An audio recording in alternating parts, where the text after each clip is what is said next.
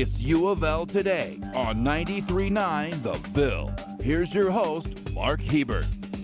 And welcome to UofL Today with Mark Hebert on 93.9 The Ville. Normally on this program we don't talk about sports too much. We talk about academics and research and students, but we're going to talk a little bit about sports here in just a minute. We'll get to that here in just a second. Well, here's what we've got coming up a little bit later. It was Autism Awareness Month last month. You'll meet a young man with autism who's a graduate of the University of Louisville. Cody Clark is a magician who's a big advocate for folks like him who have autism, and we'll be talking to Cody here in a few minutes.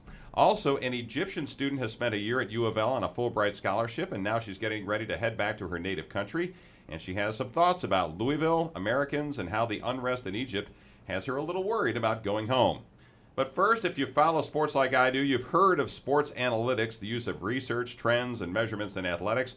Well, U of L is using data and performance analysis in its sports programs. Paul Jones is an exercise physiologist who's the lead performance analyst for Cardinal Athletics, and Alex Calder is a former pro soccer player who's a performance specialist now with U of L as well. Welcome, gentlemen. Thanks for having us. Good to have you here. Appreciate it. So how'd you get out of working with some athletes this morning to come hang out with me for a few minutes? Yeah. You told Tom Jurich you needed a hall pass or something? That's I mean, pretty busy morning this morning.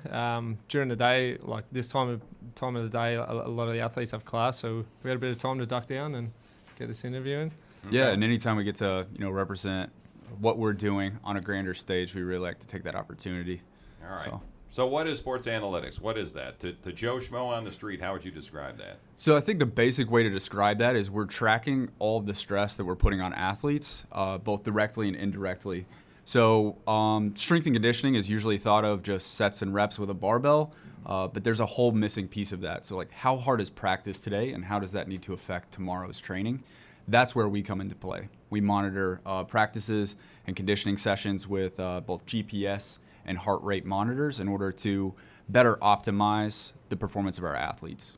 And so this is really technical stuff, isn't it? Yeah. GPS, how do you use GPS? So a small GPS unit we mount on the back of our athletes. It sits right in between their shoulder blades, about 2 or 3 inches tall and maybe an inch wide.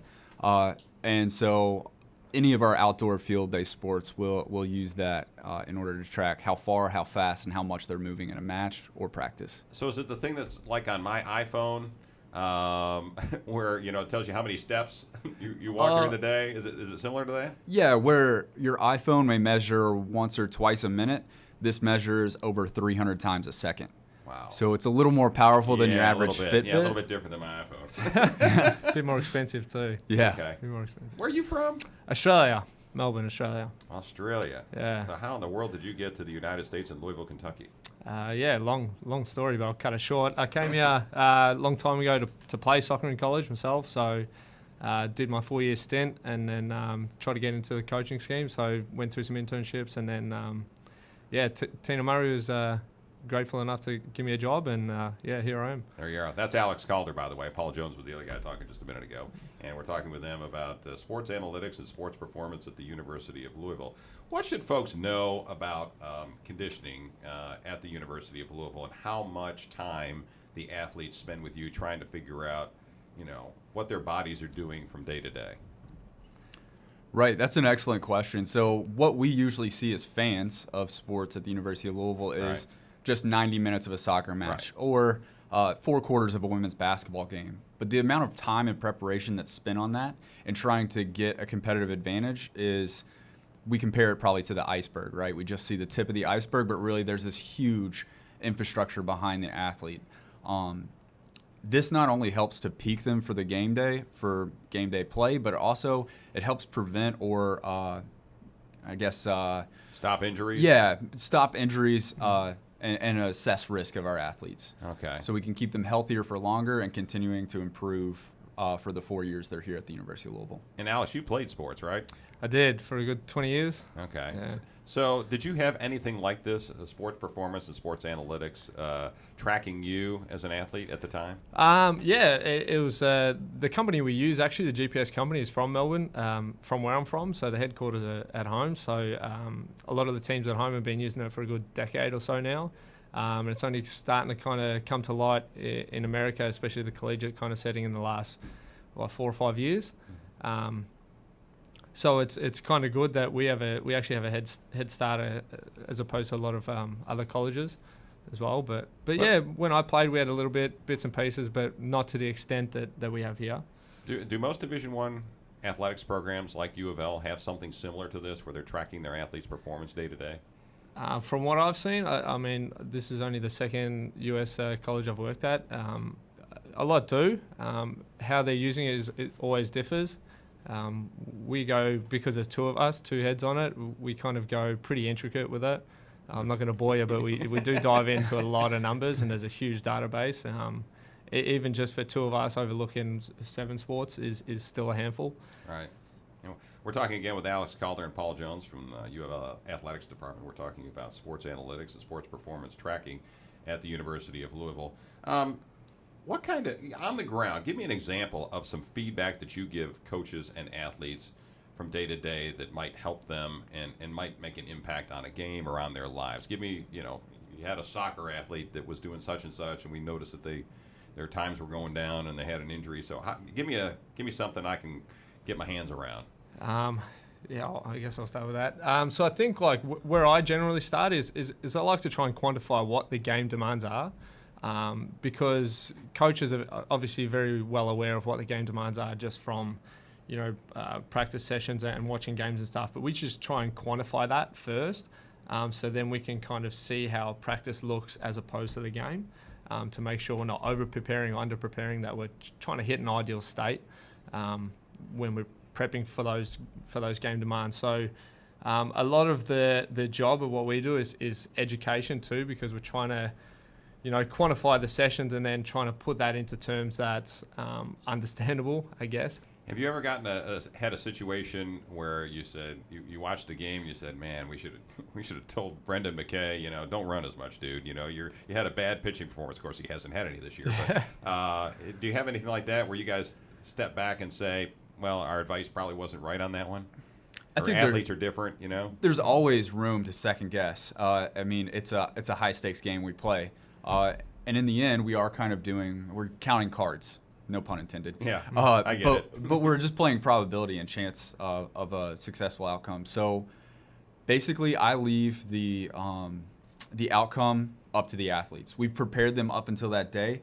What they do on the court, the field, is a reflection of them as a person, them as an athlete, and our coaching staff. Right. Alex, what's the future of this? What's the future of analytics and performance? Yeah, I mean, it's going to continuously grow. There's a lot of... We've teamed up with a speed school, the engineering department, recently to try and... You've teamed up with who? The engineering school, speed school. Okay, I got you. Yeah, so... I thought you said the space school. I thought you were talking with NASA or something. What are you guys doing now? That's where it's going. Anyway, no, speed school. Okay, you teamed up with the engineering school. Yeah, some computer science majors and PhD students about how we can use some of our retrospective data and perhaps build a predictive model.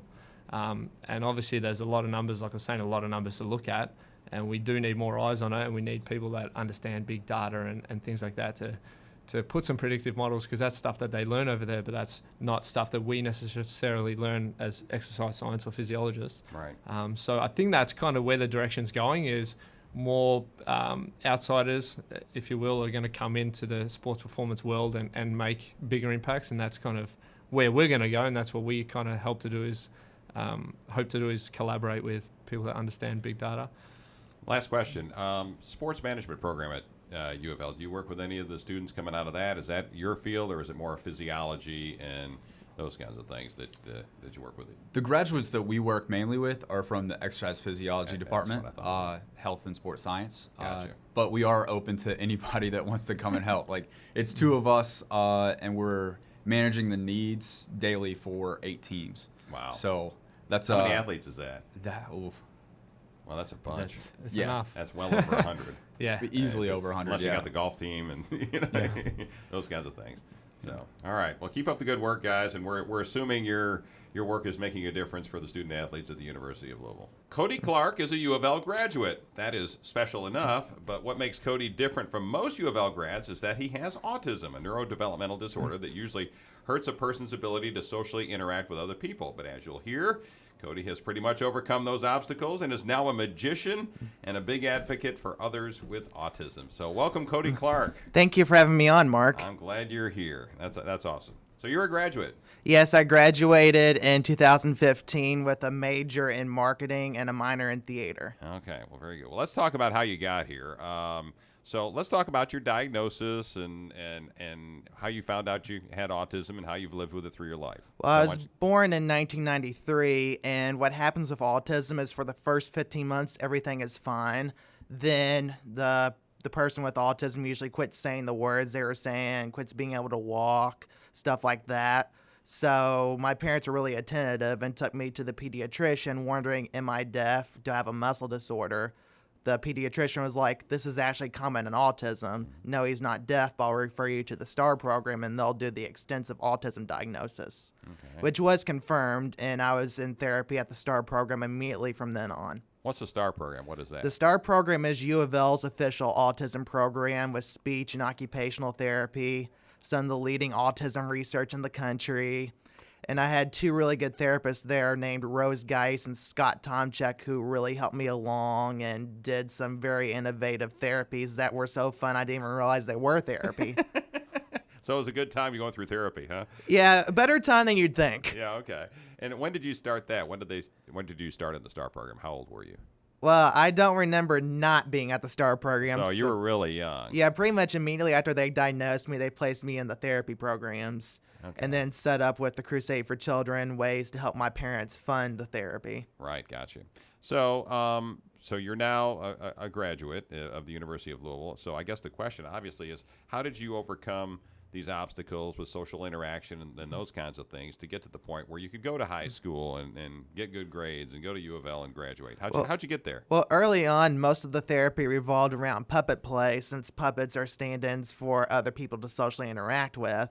And that's probably what led to my desire to be in theater and magic, which I had teachers at Trundle Elementary that took me to plays all the time.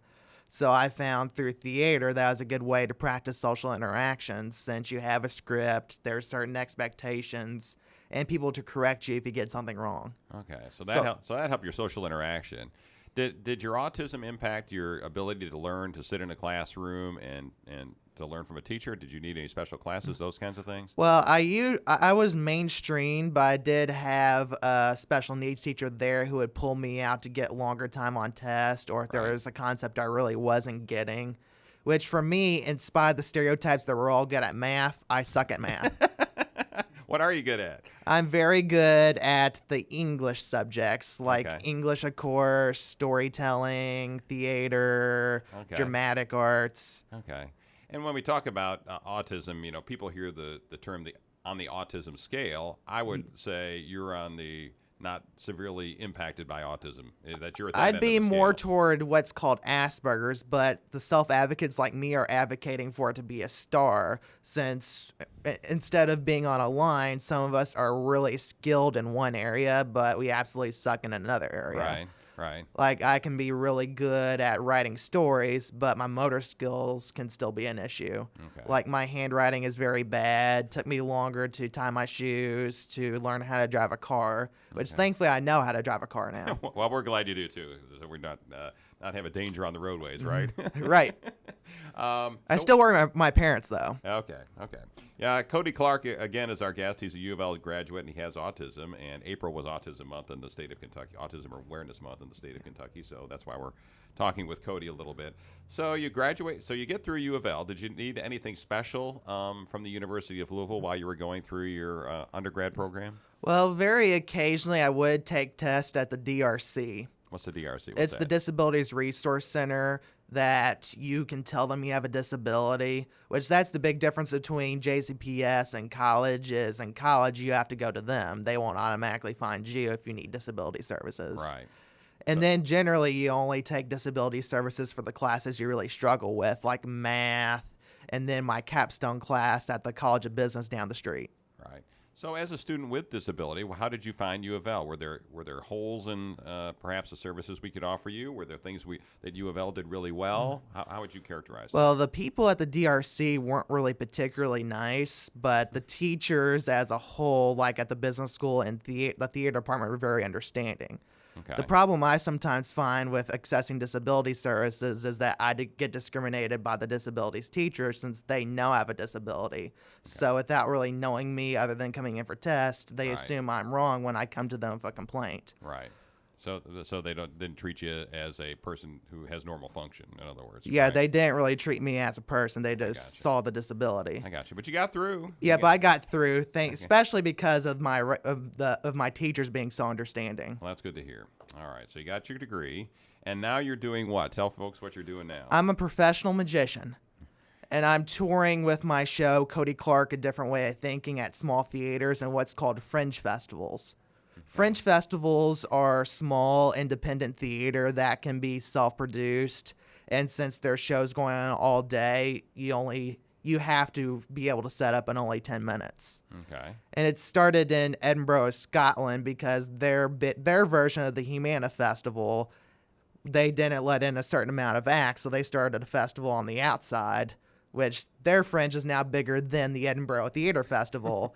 And now it's come to Canada and then, fortunately, to America, where I've done fringe festivals in Cincinnati, Indianapolis, the next month, Orlando. All right. So when you were a magician, do you kind of crack jokes, too, about your autism, or do people even have any idea that you're autistic? Well, with that show, they do because it's an autism advocacy show. So you're using that to advocate. Yes. Then I have other shows like my kid show, Conductor Cody, where I don't really mention my autism except in marketing since lots of kids with autism love trains. Right. Then when I do weddings and banquets because those people are just there to have a good time, not to learn anything. I got you. You're also working with a group called FEAT and with the Autism Training Center at UofL to get more businesses aware Yes. of how they should react when they have an autistic child or an autistic adult come into their business. So what's that about? Well, me being a College of Business graduate, I have big faith in the ability of business to enact social change. So I came to them about making sure local businesses can be more autism friendly, and they fortunately had similar ideas too. And what the system is, there's 3 different levels businesses can apply for. First is Autism Aware, where they watch a 10-minute training video by yours truly. I'm starring in it as an autistic actor to show them what might happen with autistic customers and how to avoid major conflicts. How they might act up, like Yeah. how a customer might act up in the And restaurant how the or employee store, should how they treat should them react, instead right. of just straight up kicking them out. Well, let's hope not. That's Autism Aware. Okay. Then there's Sensory Friendly, which is level 2, where you dim the lights, you provide STEM toys, things to make sure that our senses aren't overwhelmed. Since that's not really much of a problem with me, but it is for people that are on different scales of the spectrum, the Severe. sensory issues. Right. Then the highest level is hiring employees with autism. Since the unemployment rate for autism is over 50%, I don't know the exact number, but it's way higher than it should be. Right. So to be the highest level of autism aware, you have to commit to hiring employees with autism. So what would you tell folks listening to this program about people like you that have autism? What's your key message to Joe Schmo on the street about people with autism? That we are just as human as you are, that we may have our challenges, but we do have our unique abilities too, and we should be incorporated into society rather than shunned away. Very good. Well, Cody Clark, you are a great representative of people with autism and a great representative for the University of Louisville. So glad you came on the program. I'm glad to be here, and I wouldn't be here without U of L, without my degree from U of L, and I've been surprised at how much it has helped me. Very good. I guess we should let you make a pitch for your magic show. So how can folks get a hold of you if they want to get a hold of you and have your magic show come to their program or their place of worship? Well, my website is codyclarkmagic.com for my main show. That's where you can find information about Different Way of Thinking and my wedding and banquet show. Then if you want my kids show, that's conductorcody.com. Conductorcody.com. That's good. Good stuff. All right. Cody Clark, again, thanks for being on the program. Appreciate it. Oh, thank you for having me. All right. Good deal. All right. When we come back, we'll talk to an Egyptian student about turmoil in her home country and her past several months in Louisville at U of L. You're listening to U of L Today with Mark Hebert on 93.9 The Ville. Nariman Moustafa has been in the United States for almost a year now. She is a Fulbright scholar from Egypt, and she has been studying at the University of Louisville for the past several months, and she's with us now to talk about her experience because she's getting ready to head home. Well, welcome back, Nariman. Good to see you again. Thank you, sir. Thank you. Well, tell us about the Fulbright scholarship. You're from Egypt originally, Yeah. and tell us about the Fulbright. What was that, and why'd you come to University of Louisville? Oh, the Fulbright, they have different programs. So they also give scholarship to PhDs and master's degree. The kind of scholarship that I'm on, it's like you get enrolled as a student. You either get enrolled as undergraduate or graduate. In my case, it was graduate because I have an MA in journalism, and I also get to teach Arabic. And they sort of like big, like people from different countries in the Middle East, Egypt, Morocco, Tunisia. We also have people from Lebanon and Jordan and Palestine. So it's from all over to get to teach, people and the students in the U.S. the Arabic language with different dialects. Okay, where are you from in Egypt? I'm from the main city, Cairo. So from that, and that's the largest city in Egypt, as we know, I think. And so, what was your life like in Egypt, and how do you compare that to life in Louisville, Kentucky? I know that's a big question, but let's give it a shot here. Well, How's it different? it's a lot different. Well, Cairo is crowded. It's almost Yeah. like New York, only New York is a little It's more a big, crowded. big city, Yeah. yeah. But the thing is, in terms of the availability of things, I'll pick a small example like supermarkets here. This sort of a variety of products, we don't have that in Egypt. Like you have different flavors of, I don't know, Coca-Cola or Gatorade, you got 50 different flavors or whatever, things like that. Yeah. In Egypt, it's either this or that. I mean, a funny example, I was walking into Kruger's and I found this Pepsi, and it's like, it has no color. And I called my mother, and I told her that, hey, Pepsi has no color? yeah. And we didn't find that in Egypt. And I was talking to my friend the other day also. I told her that living here is easy in terms of, the household products. Like when your mother runs into something that's basically easy, you have a solution here. But in Egypt, it's like, oh, we have to do it with our hands. It's just the way it is. So you make the household life a lot more easier here in the U.S. Well, we've heard about in terms of social things going on in Egypt and political things going on in Egypt versus the United States. We heard about the attack on the Coptic Christians on Palm Sunday and those kinds of things. When you look at Egypt, and we've talked about this before, Egypt versus the United States in terms of tolerance, religious freedom, those kinds of things. What do you see, and what would you tell Americans about how we see things? You mean in terms of the relationship between Christians and Muslims in Egypt? Well, that, and also, the freedoms of, we always say, we're this mantle of freedom here, and we're tolerant in the United States. It's a melting pot, all that thing. Is it really in the United States from your point of view, or is it not compared to what you have? I think prior to the 9/11 incident, things were a lot more tolerant. But then you get major events that keeps escalating. So if someone has like this understanding of Islam and he's acting upon it, I would actually understand that, because the way that the ISIS is doing it, it gives you like it gives Islam a bad name. Yeah, what ISIS does, just like And the thing is also some broadcasting services call it Daesh, and the other one calls it the Islamic State. So once you label it as Islamic State, there you go. But it's not really Islam. It's like the Crusades in the history. So Right. they take the form of like when the Crusade, they were the label of the Crusades with the cross, and they murdered people in the name of the cross. So Right. it's really Same it's really thing. about how people interpret religion itself. We're talking with Nariman Moustafa she's from Egypt, and she's been in the United States since last May?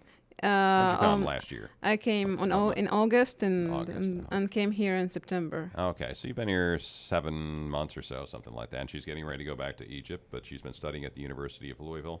Are you worried about going back to Egypt? There's been some upheaval in Egypt. Are you worried about going back home? In a way, yes. Are you really? It's just not that. It's how the state of emergency works in Egypt, and the president issues state of emergency all across the country because of that. And it's just not a very good thing to live in a country that's in a state of emergency, especially Ramadan is coming up, and people would like to feel like they're free and you know, Right. you know how it is in a state of emergency in the Middle East or countries like that. And you're a journalist, or you want to be a journalist, I guess. So when you go back home, is that going to be hard to be a journalist? Coming from the United States, where journalists can pretty much write anything and are protected and valued, to a country, does Egypt value journalism and value the truth? I would love to answer that. I'm just thinking about because there is no right way of answering this. The situation now in Egypt, everyone wants to have a good life. The simple forms of life is getting to have a basic needs, and with the economy, not everyone is getting to have to do that. And in Egypt, you have to either write, like for public newspaper, or you have your own private newspaper. And it's just not easy. Working for a private newspaper doesn't mean that you have the whole liberty to tell everything. And working for the national newspaper, no journalist wants to be dictated to tell what to do, and that you have to go along with what the government wants you to say. Yeah, I get you. All right, well, what else would you say? We need to wrap this up here pretty quick, but what else would you say about your experience here in America, and what would you tell folks in Louisville about your experiences as you're walking out the door and headed back to your country? You liked it? Didn't like it? Wish you didn't do it? Glad you did it? You tell me.